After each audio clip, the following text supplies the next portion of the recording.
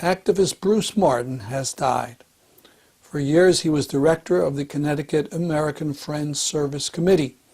In his later years, he was active in the Connecticut Committee to Defend Cuba. He was also interested in abolishing the death penalty, and for a while he headed the coalition to abolish the death penalty. It was in that capacity I interviewed him some 15 years ago. In this short segment, we talk about alternatives to the death penalty. Life imprisonment without release is a very severe sentence, and it isn't given lightly, nor is the death penalty. Do we have life in prison without release in Connecticut? No.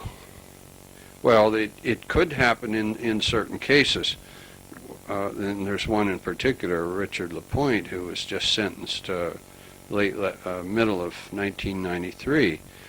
He was charged and tried for a capital crime with the possibility of death, and the jury found that he should be incarcerated for life without possibility of release, because there was a mitigating circumstance that they found during the sentencing phase of the trial. And that's rare, however, to have somebody locked up and throw away the key, so to speak.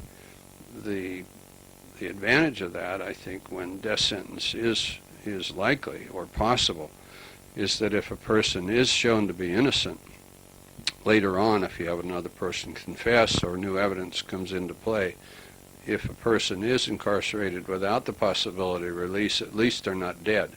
They could be released, and if execution has happened, of course, which has happened. I mean, there have been many executions in this country. The U.S. is one of the few Western so-called industrialized nations that still retain the death penalty.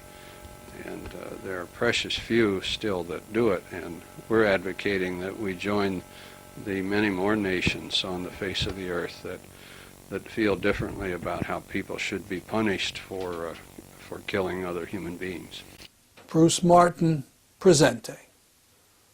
On our website, shocking news about the extent of foreign aid to Israel, twice what we thought.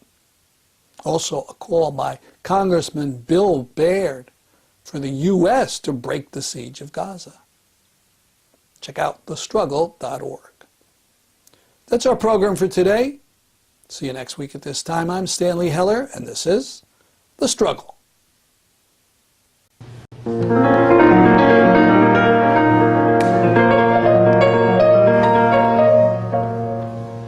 tell me all peoples need land of their own, or the others have theirs, why not leave us alone? We bought it, we brought it to bloom in the sun. It's ours, always was. We won't let them take back our homes and our trees. We won't have them driving us into the seas. That's why we are forcing them down on their knees.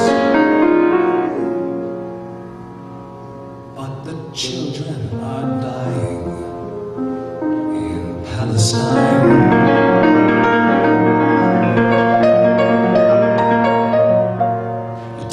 Centuries caught in despair, pogroms, persecutions, and final solutions. The need of a homeland, safety for Jews. I hear you. You tell me of hatred, of fear and attack, of enemies everywhere. We must fight back. The border towns under the gun, but 100 to 1. The children are dying. Palestine. You say there can never be peace till their outrages cease. Of course, they say the same. You say it's not true that we forced them to leave, that Jews would do that, you just